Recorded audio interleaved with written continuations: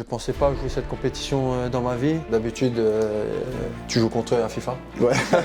Mais après, quand tu es sur le terrain et que tu prends 2 fois 3-0, voilà. Mais contre le Barça,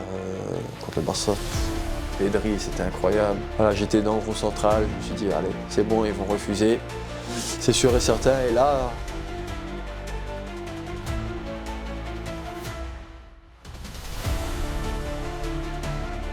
Bonjour à tous, merci d'avoir cliqué sur cette toute première vidéo de ma chaîne YouTube. Aujourd'hui, j'ai l'immense honneur d'accueillir Ludovic Ajorc pour lui poser quelques questions autour de son parcours en Ligue des Champions l'année dernière avec Brest.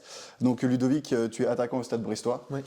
Pour commencer, comment est-ce que tu te sens en ce moment, physiquement, mentalement, avec la prépa, le premier match Non, ça va. Bon, on sort d'un gros entraînement là, donc un peu fatigué, mais sinon la prépa s'est bien passée. On a fini invaincu et on a continué sur cette lancée sur ce premier match de la saison contre Lille. Même si ça n'a pas été facile parce qu'on a été mené 2 fois et une fois 2-0. Mais on a eu la force de caractère pour revenir, donc voilà, ça s'est plutôt bien passé jusqu'à maintenant et j'espère que ça va continuer en essayant de prendre les 3 points à Toulouse. J'avais parlé justement de ton match contre Lille où vous avez fait 3-3. Donc ouais, le groupe est prêt pour la nouvelle saison. Oui, le groupe est prêt. Bon, normalement, il doit y avoir encore des ajustements, mais voilà, on a gardé quasiment les mêmes joueurs que la saison dernière. Donc on a les automatismes, on se connaît bien. Donc voilà, comme j'ai dit, ça s'est bien passé jusqu'à maintenant, mais il va falloir continuer là-dessus pour avoir des bons résultats et faire une belle saison. J'aimerais maintenant qu'on revienne justement sur ta saison passée avec Brest. Donc l'année dernière, tu as rejoint Brest en provenance du coup de Bundesliga de Mayence. Le fait que Brest jouait la Ligue des Champions, ça t'a motivé à signer là-bas? C'était pas que ça. Parce que j'avais plusieurs clubs, c'est vrai, et plusieurs clubs qui jouaient l'Europe.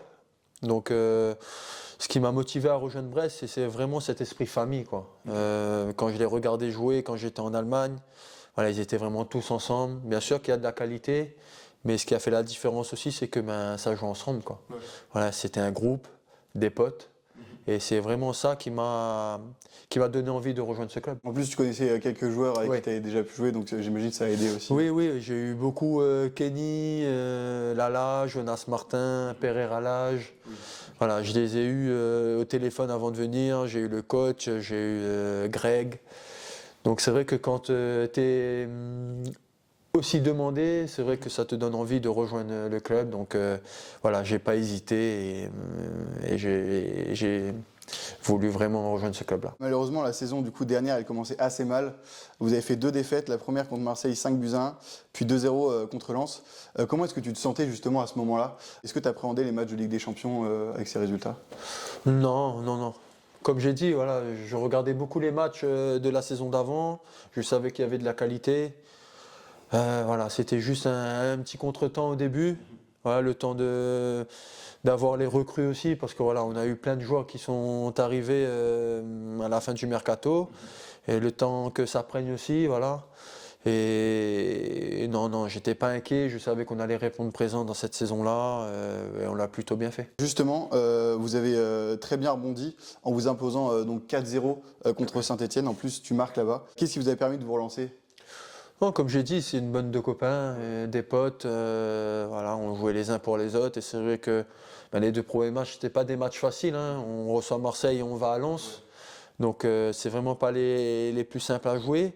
Mais c'est vrai qu'à domicile, voilà, on se devait de gagner contre Saint-Etienne parce qu'ils venaient de monter et on devait prendre les 3 points absolument, et on l'a très bien fait. Donc la saison dernière, tu découvres la Ligue des Champions. Brest jouait aussi donc pour la toute première fois la Ligue des Champions. Qu'est-ce que ça fait de vivre un moment comme ça, que ce soit, en fait c'est historique pour le club, Oui. pour les supporters et pour toi aussi qui découvre la Ligue des Champions? Moi, je l'ai dit plusieurs fois, c'est que je ne pensais pas jouer cette compétition dans ma vie, vu mon âge. Voilà, je me suis dit, bon, voilà, ça sera un grand regret de ma carrière, mais finalement, voilà, de jouer cette compétition, c'est incroyable, voilà, c'est fantastique d'entendre la petite musique avant chaque match, de jouer contre ce genre d'équipe, voilà, c'est fou, et je me suis vraiment bien amusé. L'hymne de la Ligue des Champions, pardon, ça doit donner quand même des sacrés frissons Oui. quand on l'entend. Souvent, j'écoutais seul à la maison, avec mes enfants, avec ma femme, et je me suis dit, bon, voilà, on l'écoute là, mais ça sera compliqué de l'écouter dans un stade, sur un terrain. Et comme on dit, hein, il ne faut jamais rien lâcher, il faut toujours croire en ses rêves. Et j'ai pu la jouer, cette compétition. Et c'est vrai que c'est écouter cette musique-là, si vraiment il n'y a vraiment pas à changer quelque chose dans un match de Ligue des Champions, c'est cette musique-là. Vraiment, cette musique-là, on ne doit jamais la changer. Parce que c'est vraiment quelque chose. Votre campagne en plus en Ligue des Champions, elle a démarré extrêmement bien. Dans vos 4 premiers matchs, vous faites 3 victoires et 1 match nul. Comment est-ce que tu expliques ces débuts parfaits? On ne prenait pas la tête. Voilà, on était là pour s'amuser entre copains, mais en voulant quand même gagner les matchs, quoi. Voilà. On savait qu'on pouvait le faire, qu'on avait la qualité de le faire, et que si on était une équipe, on pouvait avoir des points dans cette compétition. Et c'est vrai que sur les 4 premiers matchs, voilà, c'est un peu un conte de fées, quoi.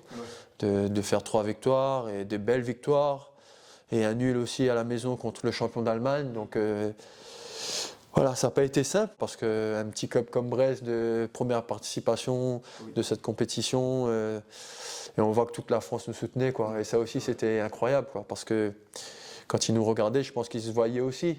Un petit club qui se bat avec ses moyens, qui donne tout et qui ne lâche rien. Donc, non, franchement, je pense qu'on a kiffé, et je pense que les téléspectateurs et les spectateurs aussi au stade. Comment est-ce que le groupe a-t-il géré la pression et l'euphorie autour de cette aventure? On n'a pas eu de pression, hein, j'ai l'impression. Non, parce que comme j'ai dit, nous, ce qu'on voulait, c'est de jouer libéré, de jouer les matchs voilà, entre potes, se donner à fond les uns pour les autres, pas avoir d'appréhension, quoi. Ouais. Voilà. On savait que c'était peut-être la seule fois qu'on l'a joué, peut-être. Donc voilà, on voulait se donner à fond, avoir les meilleurs résultats possibles, essayer de regarder les autres clubs les droits dans les yeux, et de tout donner, de ne pas avoir de regrets, quoi. Et c'est ce qui s'est passé. Et toi, comment est-ce que tu gères la pression avant un grand match? Avant, c'était un peu plus compliqué quand j'étais plus jeune. Maintenant, voilà, c'est à force d'enchaîner les matchs, que ce soit en Ligue 1, en Coupe de France, etc. Maintenant, on essaie d'avoir une petite routine, on essaie de se rassurer. Mais il faut avoir cette pression-là avant de jouer. Voilà. On a toujours cette petite boule au ventre avant de rentrer sur le terrain parce que voilà, on veut faire le meilleur résultat possible. Voilà, on a cette pression-là d'avoir le bon résultat pour tout le club, quoi. Et non, je pense qu'on a plutôt bien géré. Comme j'ai dit, nous, ce qu'on voulait, c'est s'amuser et gagner et se battre les uns pour les autres. Donc la pression, en fait, on l'a gérée ensemble. Justement, tu as parlé de ton expérience. Tu étais un des joueurs avec le plus d'expérience dans ce vestiaire. Est-ce que tu avais un rôle particulier sur les matchs importants?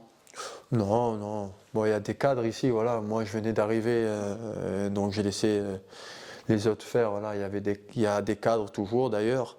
Ils sont là, ils font le job. Donc voilà. Bien sûr, par moments, j'essaie de parler, de donner des conseils, mais voilà, on a des cadres qui sont très importants ici et on les suit bien. Est-ce que ton rôle ou les consignes que tu pouvais recevoir en Ligue 1, est-ce qu'elles étaient différentes de celles que tu avais en Ligue des Champions? Non, non, non, non. Non, c'était vraiment faire les mêmes efforts qu'en championnat, même si bon, en Ligue des Champions, il ne faut rien laisser passer, quoi, vraiment, parce que tu sais que la moindre erreur, on te punit direct après. Mais non, on voulait tout gagner, que ce soit en championnat ou en Ligue des Champions. Après, c'est vrai que quand tu joues contre le Real Madrid, bien sûr qu'on ne joue pas pareil. Ouais. Mais bon, voilà, on préparait de la même façon, quoi. On avait les mêmes séances d'entraînement à chaque fois. Bien sûr que sur la tactique,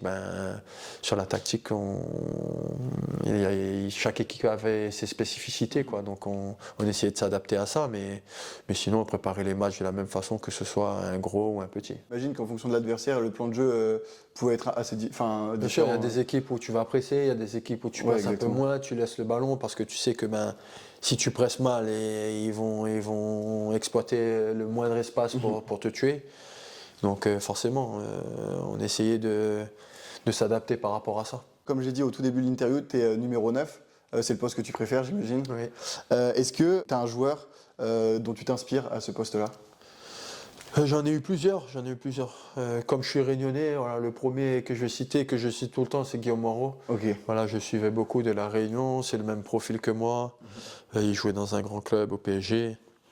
Voilà, j'ai beaucoup suivi lui. J'ai beaucoup suivi Zlatan Ibrahimovic. En fait, c'est que des joueurs de mon profil, quoi. Zlatan, Olivier Giroud.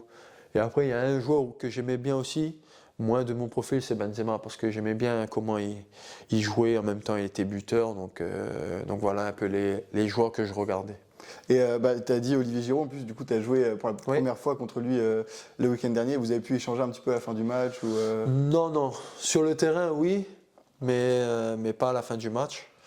Mais voilà, j'ose pas trop moi sur le terrain. J'ose pas trop, donc voilà, j'ai pas parlé, mais voilà, c'était vraiment incroyable de pouvoir jouer contre quelqu'un que tu admirais, quoi, que tu admires toujours d'ailleurs, parce qu'il joue toujours à un très très bon niveau. Donc voilà, c'était bizarre. Mais bon, ouais, en plus il nous a marqué un but. Ouais, en plus. Mais voilà, c'est toujours plaisant de jouer contre des joueurs qu'on admire, quoi. Et pour revenir du coup un peu sur la Ligue des Champions et votre parcours l'année dernière, donc en parallèle vous jouez la Ligue 1, les résultats ils étaient assez, on va dire, irréguliers. Est-ce que du coup tu penses que c'est dû à l'enchaînement des matchs qui était assez difficile, tant que vous jouez 2 fois par semaine sur plusieurs semaines? Oui, peut-être. Peut-être qu'à un moment donné, on a eu un peu de fatigue, mais souvent les points qu'on a perdus, c'était avant les matchs de Ligue des Champions. Ah oui. Voilà, je me rappelle de plusieurs matchs où Auxerre, Montpellier, voilà, c'est des matchs où même Angers, voilà, c'était avant la Ligue des Champions et je sais pas si on avait déjà la tête un peu au match d'après. Mais voilà, c'est vrai que ça nous a coûté un peu de points et à la fin, peut-être une autre qualification en Coupe d'Europe. Mais bon, ça fait partie de notre saison. Voilà, on est quand même assez fiers de ce qu'on a fait la saison dernière. C'était ma question pour finir, mais comme tu en parles maintenant, on va passer. Vous avez terminé du coup la saison 2024-2025, pardon, 9e, du coup à seulement quelques points des places européennes. Il y avait, ouais, j'imagine, il y avait quand même une petite déception de passer à côté d'une nouvelle qualification. On était fiers parce que voilà, avec l'enchaînement des matchs, on a pu avoir le maintien rapide parce que c'est l'objectif du club. Mais on était aussi un peu frustrés parce qu'on se dit, on n'était pas loin d'une place européenne. Et on a tellement kiffé jouer la Coupe d'Europe que quand tu goûtes à ça, tu aimerais y goûter tous les saisons, quoi. Ouais. Mais bon, voilà, c'est comme ça.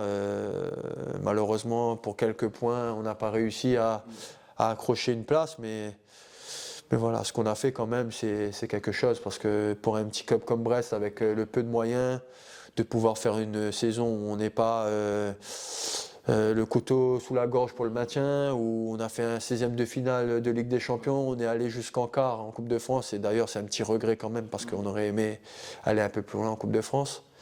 Mais voilà, je trouve que la saison elle était quand même belle, quoi. Et pour un club comme Brest, de faire une saison comme ça, c'est quand même top. Je pense que tous les supporters s'en rappelleront à mon avis. J'espère. Justement, en phase de groupe, vous avez affronté 2 géants du football, Oui. le Real Madrid et le FC Barcelone. Quand tu as su que tu allais jouer contre ces 2 clubs, c'était quoi ta réaction? Ouais, c'était fou. C'était fou parce que d'habitude, tu joues contre eux à FIFA. Ouais. Moi, j'ai eu la chance de jouer en Allemagne contre le Bayern, contre Dortmund, Leipzig. Mais c'est vrai que de jouer contre les deux, pour moi, c'est les deux meilleurs clubs de Liga, même voire du monde. Voire du monde, ouais. Bon, maintenant, il y a le PSG. Ce qu'ils ont fait, c'est fort. Ouais. Mais c'est vrai que ces deux clubs-là, voilà, tu te dis, c'est incroyable, quoi. Le seul petit regret, c'est qu'on a joué dans le stade à Montjuic, le stade olympique, au lieu de jouer au Camp Nou. Mais bon, à part ça, de jouer contre ces deux clubs-là, ouais, c'était fou, quoi. Ouais, c'était fou. Mais après, quand tu es sur le terrain et que tu prends 2 fois 3-0, voilà, tu redescends un peu sur terre et tu te dis t'es encore très loin de leur niveau et tu vois tout ce que tu as encore à travailler pour espérer approcher de leur niveau. Ouais. Qu'est-ce que ça fait de jouer avec autant de stars sur le terrain? Des gens on entend parler tout le temps dans les médias pour le Ballon d'Or. Quand tu vois les noms sur la feuille de match, même quand tu fais la présentation, tu fais des vidéos. À chaque fois, nous, on fait des vidéos 2 jours, 1 jour avant le match. Quand tu vois juste les vidéos et tu te dis tu vas les jouer dans pas longtemps, tu te dis waouh, ça va être incroyable. C'est des joueurs de très grande qualité. Et après, quand tu es sur le terrain, tu essaies d'oublier tout ça parce que finalement, tu as un résultat à aller chercher, quoi. Mais contre le Barça, j'ai l'impression qu'on pouvait jouer pendant 2 heures, 3 heures, le ballon, on ne récupérait jamais, quoi. Ah oui, ouais. Ah, ils avaient tout le temps le ballon, Pedri, c'était incroyable. Mais bon, voilà, hein, c'est pour ça que j'ai dit, on a vu qu'on avait encore plein de choses à faire pour essayer d'approcher. Je ne dis même pas d'atteindre leur niveau, c'est d'approcher un minimum. De les tenir, quoi. De les tenir. Donc, mais bon, c'est comme ça a fait partie de l'apprentissage aussi, quoi, de jouer ce genre ce genre d'équipe. Après le Real Madrid, voilà, j'ai eu des regrets parce que je trouve que voilà, on a fait quand même un match assez complet. On prend des buts voilà, à chaque fois sur des contres.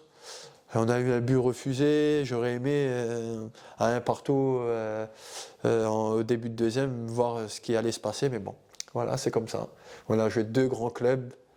On a kiffé, même si bon, le résultat après fait que à la fin du match, on était tous déçus, quoi. Mais justement, tu as marqué contre le Real Madrid et ton but était refusé vraiment pour 2-3 cm, même pas de hors-jeu. Qu'est-ce que tu as ressenti à ce moment-là? Ah, j'étais déçu. Déjà, quand je marque, c'est explosion de joie. C'était mon premier but de Ligue des Champions. En plus, contre le Real, qui nous permet d'égaliser. Il y avait toute ma famille en face de moi dans la tribune. Donc voilà, je célébrais, j'étais comme un fou. Et c'est vrai, quand je vois que ça met du temps à être validé, je me suis dit, ah, c'est bon, c'est mort. Voilà, j'étais dans le rond central, je me suis dit, allez, c'est bon, ils vont refuser. C'est sûr et certain. Et là, quand ils refusent, tu te sens un peu seul, quoi. Parce que tu as célébré comme un fou, parce que c'était un partout. Et tu te dis, on peut essayer de créer un exploit, quoi. Et finalement, c'est refusé. Et après, juste après, on prend le deuxième. Donc voilà, c'était vraiment une ascension émotionnelle au bas. Et non, c'était. C'est dommage, mais bon, ça fait partie de l'histoire de la saison dernière. Grâce à vos super résultats, vous êtes qualifié pour les 16e de finale. Vous avez affronté le Paris Saint-Germain. Est-ce que tu aurais préféré un adversaire un peu plus exotique, un club de première ligue ou d'un autre championnat, où tu étais plutôt excité de jouer contre Paris en Ligue des Champions? Oui, c'était un grand regret de jouer le PSG. Pas parce que, bien sûr que c'est un top club, mais c'est parce qu'on les joue souvent en championnat. Donc on aurait aimé jouer un autre club, quoi. Normalement, c'était en ballottage entre Benfica et le PSG. Et du coup, Monaco, c'est soit PSG, soit Benfica. Donc on aurait aimé prendre le Benfica, même si on sait, hein, c'est un très grand club aussi, Benfica. Mais c'est le fait de voir autre chose, un autre pays, un autre club d'un autre championnat, quoi. Donc voilà, c'était vraiment le grand regret, parce qu'en plus, en ce moment-là, le PSG, c'était injouable, quoi. Jusqu'à la fin, ils ont été injouables. Voilà. Vous avez quand même perdu contre les vainqueurs, donc ça reste, on pourra le dire. On a perdu contre les vainqueurs, mais bon, voilà, la façon dont on perd, c'est triste de se faire sortir comme ça, parce que voilà, on a pris quand même un gros score, donc on aurait aimé essayer de les tenir un peu plus, mais bon, voilà, comme j'ai dit, le PSG, à partir de ce moment-là, ils étaient injouables, quoi. Justement, tu as pu jouer contre le PSG en Ligue 1 et en Ligue des Champions. Quelles sont selon toi les plus grandes différences entre un match de Ligue 1 et un match de Ligue des Champions? Le PSG, on les a joués à la suite, hein. Je crois qu'on a joué le week-end en championnat, et direct après, je crois que c'est en Ligue des Champions. Il me semble, oui. Et en championnat, on avait perdu 5-2, je crois. On avait perdu 5-2, mais non, pour moi, dès le match de championnat, c'était un match de Ligue des Champions, en fait. Il y a eu beaucoup d'intensité, il y a eu des buts. Ils ont mis la grosse équipe aussi, donc voilà. D'habitude, le PSG en championnat, ils arrivent à mettre des buts et ensuite ils gèrent. Mais là, c'est vrai qu'en Ligue des Champions, dès qu'ils pouvaient mettre 1, 2, 3, 4, 5, ils ne s'arrêtaient pas, quoi. Mais on l'a bien vu, nous, au Parc. Voilà, ils ont enchaîné les buts, mais c'est vrai qu'en Ligue des Champions, et c'est là que tu vois la différence entre la Ligue 1 et la Ligue des Champions, c'est que l'intensité, les duels et tout, c'est x2, quoi. Voilà, ça en voit un peu plus. Donc, mais voilà, on a été content de pouvoir découvrir ce monde-là, ce niveau-là. Et du coup, tu as aussi joué en Bundesliga. Est-ce qu'il y a aussi une grande différence de niveau, ou c'est à peu près équivalent la Bundesliga et la Ligue 1? Non, il y a des différences. En Ligue 1, je trouve que c'est un peu plus tactique. Voilà, bien sûr qu'il y a des clubs qui pressent, il y a des clubs qui préfèrent attendre. Mais en Bundesliga, tout le monde va presser. Ah oui. Voilà, ça presse, ça court. Il y a beaucoup d'intensité, il n'y a que des duels, des 1 pour 1. alors qu'en Ligue 1, c'est un peu plus tactique. Donc voilà, pour moi, c'est la grande différence entre Bundesliga et la Ligue 1. Ouais, chaque équipe a son plan de jeu en Ligue 1. En Ligue 1, ouais, c'est ça. Et ils s'en tiennent ou ils adaptent en fonction de l'adversaire. C'est ça. Donc malgré du coup, votre élimination, vous avez réalisé un parcours vraiment historique. Quel est ton meilleur souvenir de cette épopée? C'est dur de ressortir un meilleur souvenir parce que j'ai pris énormément de plaisir durant toute la compétition.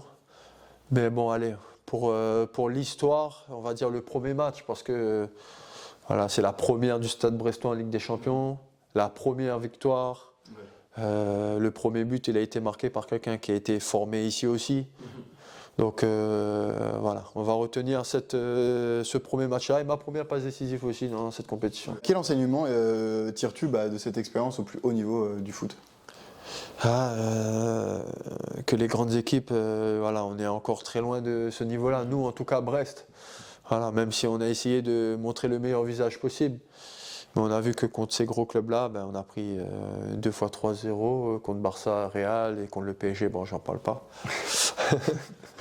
mais voilà, on sait que en Ligue des Champions, la moindre erreur paie cash, quoi. Voilà. Donc, mais ça nous a servi pour le reste de la saison. Dès qu'on a été éliminé, on a réussi à faire des bons résultats. On a eu, même si à la fin, on finit mal à Nice, mais bon, le classement était déjà figé. Mais voilà, franchement, ça nous a permis à tous de connaître ce niveau-là et de savoir que si on a envie d'y être, il va falloir se battre pour y arriver encore. Voilà. Donc pour revenir sur ta saison de l'année dernière en Ligue 1, personnellement tu as inscrit 13 buts et délivré 3 passes décisives. Est-ce que tu es satisfait de ta première saison du coup avec Brest? Oui, dans l'ensemble c'était bien. Comme j'ai dit, déjà collectivement, on voulait avoir un maintien facile. En plus, avec la Ligue des Champions, on voulait vraiment s'assurer que on ne jouait pas le maintien jusqu'au bout. Donc on l'a super bien fait. Et après, on a essayé de gratter le plus de places possible. Mais bon, malheureusement, comme j'ai dit tout à l'heure, on a raté depuis une place européenne. Et après, individuellement, j'avais connu une saison un peu compliquée avec Mayence où j'avais moins joué sur la deuxième saison. Donc je voulais jouer un maximum et ça aussi ça a été rempli, que ce soit avec la Ligue des Champions, la Ligue 1, la Coupe de France, j'ai joué pas mal, donc ça pour moi c'était le premier critère et après bien sûr aider l'équipe au maximum, quoi.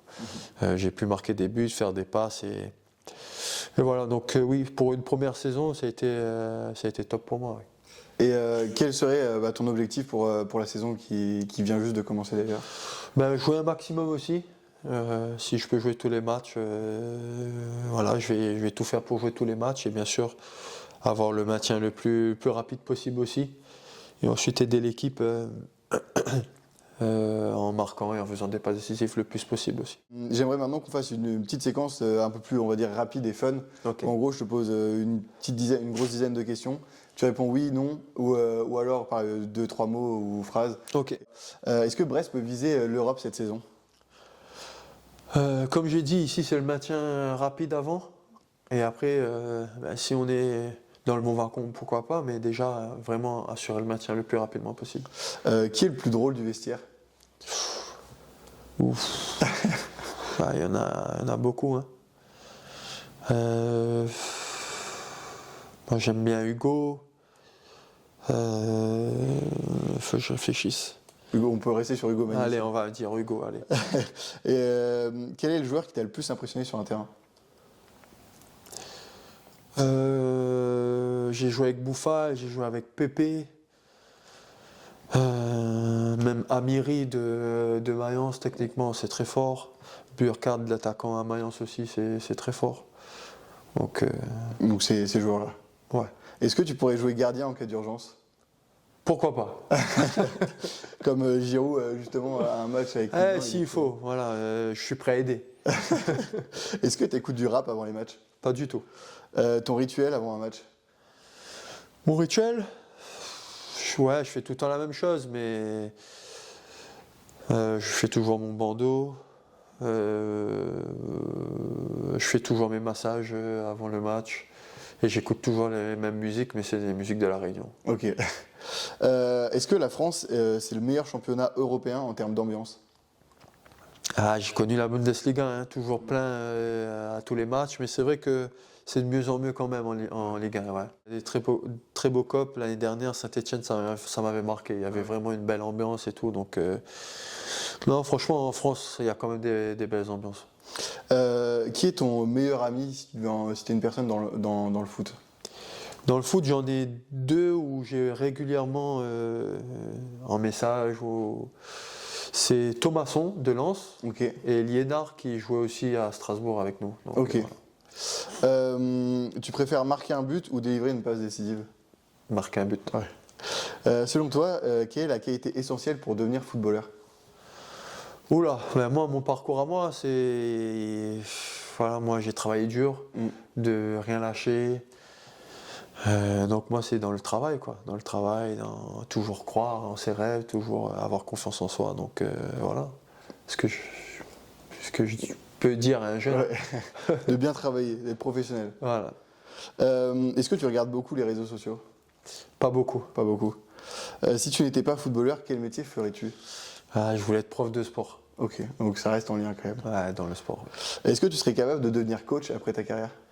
Oui, mais pas ici. Pas ici? Pas en métropole, à La Réunion. Ouais. À La Réunion, ouais. Ah, ici c'est trop dur. Non, c'est que ici c'est presque autant que de jouer au foot quoi. Voilà. Il y a beaucoup de. C'est les mêmes contraintes, c'est-à-dire que tu dois partir en mise au vert. Et après ma carrière, voilà, j'aimerais profiter aussi un peu de ma famille, de mes amis. Donc, mais quoi qu'il arrive, moi, ce que j'ai dit à la fin de ma carrière, je rentre à La Réunion avec ma famille, quoi. Donc, mais j'aimerais être coach, bien sûr, à La Réunion. Ok. Qu'aimes-tu faire en dehors du foot? Est-ce que tu as un autre sport que tu pratiques, une autre activité? Je joue un peu au basket avec mon fils parce qu'il aime le basket. Ok. Mais après, oui, c'est vraiment être avec mes fistons, quoi. Ok. Est-ce que tu pourrais finir ta carrière en Ligue 1? Bah oui, bien sûr. Parfait. J'aimerais d'ailleurs. T'aimerais. Donc là, on a fini avec les petites questions rapides. Je vais juste revenir sur 2-3 de tes réponses. Tu viens de dire que tu pourrais finir ta carrière en Ligue 1. Est-ce que Brest, ça pourrait être ce club? Oui, je me sens bien à Brest. C'est un club qui est familial, que j'aime bien, sain. Donc voilà, j'ai encore 2 ans de contrat ici. Je me sens bien. Donc non, je me vois finir ma carrière ici, oui. Tu as répondu, du coup, tu pourrais devenir coach à La Réunion Ouais. éventuellement. Si tu devais nous citer un coach qui t'a le plus inspiré dans ta carrière? Je peux pas parce que j'ai eu plusieurs coachs qui m'ont beaucoup aidé. Par exemple en national, voilà, j'ai eu Fred Roculot et Steph Mazala. J'ai beaucoup joué à Luçon avec eux. Voilà, ils m'ont fait comprendre que je pouvais jouer au très haut niveau. Ensuite, j'ai eu le coach, la coach Corinne Diac qui m'a permis de découvrir le monde pro. Parce que j'ai fait un essai à Clermont, elle m'a permis de signer à Clermont. Gastien qui a pris le relais avec Corinne Diac, qui m'a donné cette assurance-là, cette confiance-là, de faire une top saison avec lui pour aller en Ligue 1. Ensuite, le premier coach qui me fait jouer en Ligue 1, c'est Thierry Lauré. En fait, tous les coachs m'ont permis de passer une étape. Ouais. Donc c'est pour ça que je peux pas te dire celui-là il m'a permis de. Non, c'est chaque coach m'a permis de passer un palier, d'évoluer. Et donc je peux continuer comme ça jusqu'à maintenant. Aujourd'hui, le coach Eric Roy m'a permis de pouvoir enchaîner, de découvrir la Ligue des Champions. Voilà, il me donne cette liberté sur le terrain qui me permet de bien m'épanouir dans le collectif, sur le terrain. Donc voilà, je peux te citer chaque coach comme ça. Donc voilà. Ils t'ont tous aidé à un moment. Ils m'ont tous aidé à un moment à passer un step. Voilà. Ok. Du coup, on a fini avec toutes les questions. Pour te remercier justement d'avoir pris du temps pour cette interview, je t'ai fait un petit cadeau. Une petite affiche. Je vais juste demander à mon frère. Merci. Hop, tiens, je te laisse. C'est gentil ça. C'est une affiche qui retrace tous les matchs que tu as pu jouer, pas tous les matchs de l'équipe, mais tous les matchs c'est beau, hein. que tu as pu jouer en Ligue des Champions. Merci, c'est gentil. Avec grand plaisir. Et, je montre alors. Tu peux montrer, ouais. C'est beau, merci, c'est gentil. Ouais, avec grand plaisir. Et voilà, et j'espère que Merci beaucoup. tu la mettras à un bel endroit. Merci, c'est gentil. Avec grand plaisir. Et aussi, dernière chose, on a pu réaliser cette interview du coup avec l'agence avec qui tu travailles, Oui. Only Pro Sport. Oui. Et donc grâce à eux, on va vous faire gagner un maillot sur Instagram. Donc voilà, est-ce que tu pourrais le dédicacer? C'est Bien sûr. bloqué Ludovic, justement, Bien Ludovic sûr, Cajor. je le dédicace. Et j'ai un petit stylo. Hop. Je vais bien le tenir. Ouais. Hop, génial. Bah, du coup, ce sera directement à gagner sur Instagram. En description de la vidéo YouTube, vous aurez ton compte Instagram, vous pourrez suivre toute ta saison. Il y aura aussi mon compte Instagram et le compte Instagram de Only Pro Sport qui nous a aidé du coup à tout mettre en place. Donc merci à eux. Et puis on se retrouve pour de nouvelles interviews prochainement. N'hésitez pas à vous abonner. Et puis voilà, merci beaucoup Ludovic. Merci beaucoup. Merci À la beaucoup. prochaine.